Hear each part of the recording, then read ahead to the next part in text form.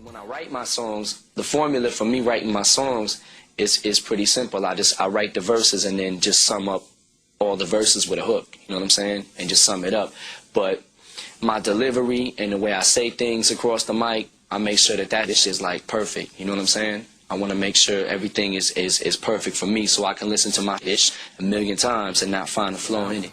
I need to write all the time. I need to be writing every day, you know, and for me to not be able to for a couple of years put me in a pretty bad place.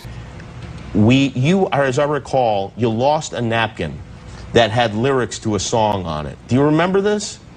There was you were in like a bar or something the night before, and you wrote a bunch of lyrics down on a napkin. Well, that's probably why I lost it. Yeah, but it might have had something to do with it. Yeah. But the next day, you had people like calling around and like looking around in the bar trying to find this song. Did you ever find the song? I don't know. I don't think I did. You don't remember? No, I lost a notebook one time. Like years ago, I lost a Britney Spears notebook, and it had lyrics to the Marshall Mathers LP. It had like 5 or 6 songs in it, and I lost it, and I never got it back. Hey, were you able like all them ideas were, some of them I remembered, but man, most of them were gone. Really? Wow. Yeah, never got it back. I know there was like other things that people were putting Britney Spears notebooks like with fake, you know, lyrics in it and stuff like that on the internet or whatever, but I never found it, man. You never found it? No. Wow, that's crazy. So there could be songs that just got lost completely because of Britney Spears. Well, no, I guess we can't really blame her for this. Yeah, we can. Nah, I think of lyrics in my head all the time, though. And what do you write your lyrics down in? Do you do it on a computer? Do you write on a scrap of paper, or you just keep it in your head?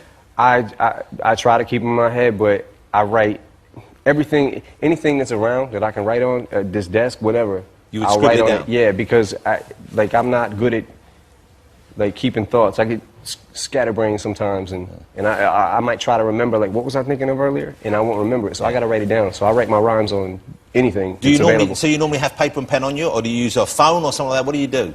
If you came up with an idea, say straight after this, if you came up with an idea, what would you do? What would you reach for? So you'd grab a piece of paper? Yeah. And just scribble it down? No, just, okay. Yeah. And do you have the old raps, you know, the early ones that you wrote, do you have them still? Because in the movie, I don't know how accurate it was, but you're writing them in a notebook, like a school book almost, on the bus and going to and from gigs and honing them. Do you keep them? Have you still got them? Yeah, I save all my rhyme books, my rhyme papers, whatever, envelopes, whatever, you know, little sticky notes, whatever it is, I save them, I put them all into one. But they're not exactly locked away. He actually keeps them in boxes. So you store stuff in just boxes like this? Yes.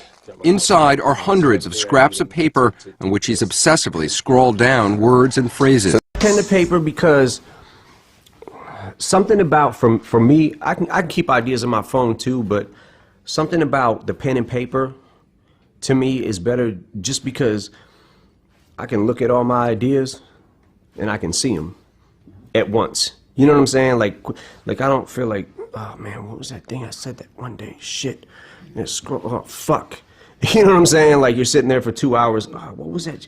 Wait, I remember the phrase, but what I used to rhyme with it. For me, I remember which side of the page it's on. For me, I keep a book and write my ideas down in that because I'll at least remember, was it the beginning of the book or was it towards the middle? And I'll remember what side of the page it's on. Wait, this is a pad from a hotel in Paris, looks like. Yeah. And you just scribbled that. You have 4 little words just scribbled there. How do you even read this? This is tiny. I know what it says, I guess. I don't know that. I might use that, actually. They're not lyrics, really. They're just ideas that he collects. He calls it stacking ammo. So it's just like when I I've gotten letters from crazy people, and they kind of look like this. Yeah? Sometimes, yeah. Either all in capital letters or sort of scrawled on pages like this. Yeah, well, that's probably because I'm crazy.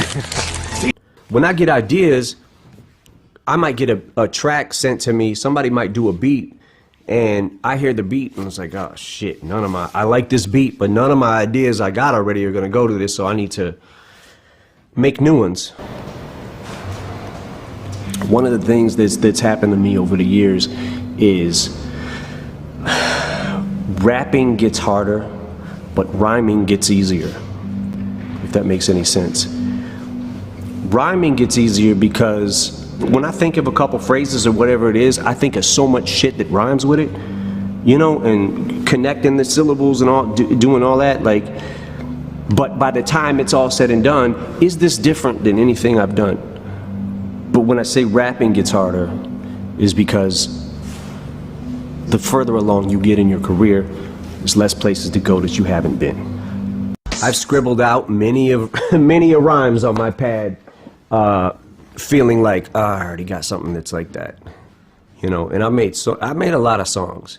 When I think back about how many songs I've actually made, I don't know how many I've made, but I made a lot of songs, and I make a lot of songs for each album.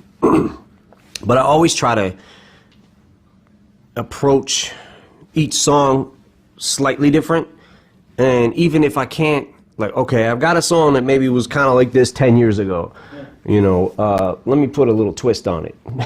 You know, it's kind of, that's kind of the mind frame, and I write and write till I can't, till my brain hurts, and I write every day.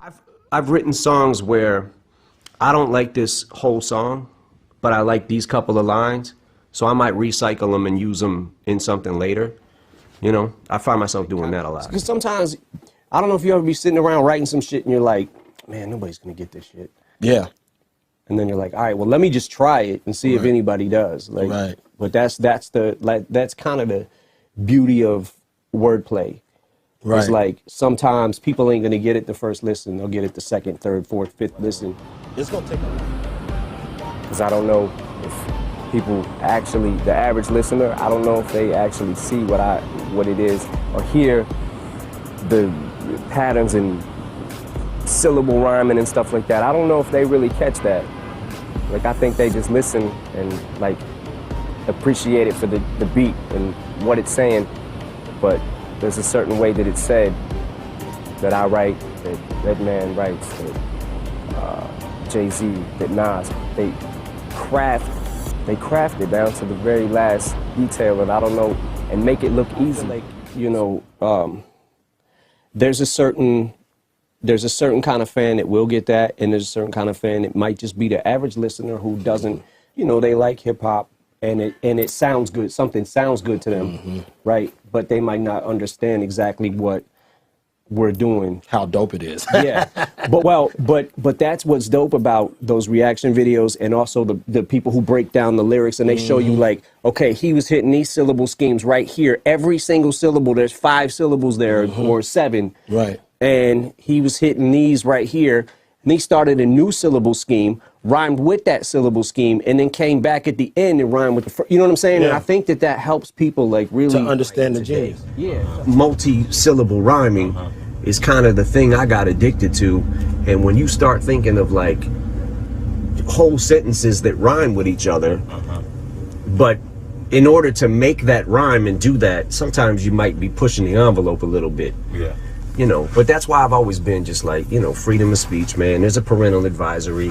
You know, listen. If you don't want to listen, turn it off. Don't buy it. Don't listen. You know what I'm saying? Like, I mean, but it's hip hop. That's what I think. A lot of the average listener sometimes might not understand that this, you know, because some people don't catch the syllables. They think that we're, you know, rhyming. You know, my house, the lights out, utilities in the facility, like house rhymes and out rhymes. You know what I'm saying? Right. They're not catching the full scheme. Yeah. Yeah. They're not catching the my house, lights out, lights out, wipe out. Like, there's 2 there, but then there's utilities in the facility. Yeah. Same thing. It's like, that's the beauty to me of the craft of emceeing. You know what I'm saying? Like, is that's important to you? Hell yeah. Yeah, because it's and I know it's important to you because it's what makes rap fun, right? Right. So sometimes we might be in the mood to like not to write a song that might not have a message to it. Right. Might not really be saying anything that's important. Right. But it's more about the craft, and we're just trying to go as hard as we can go, you know, and I think that to me is what makes it fun.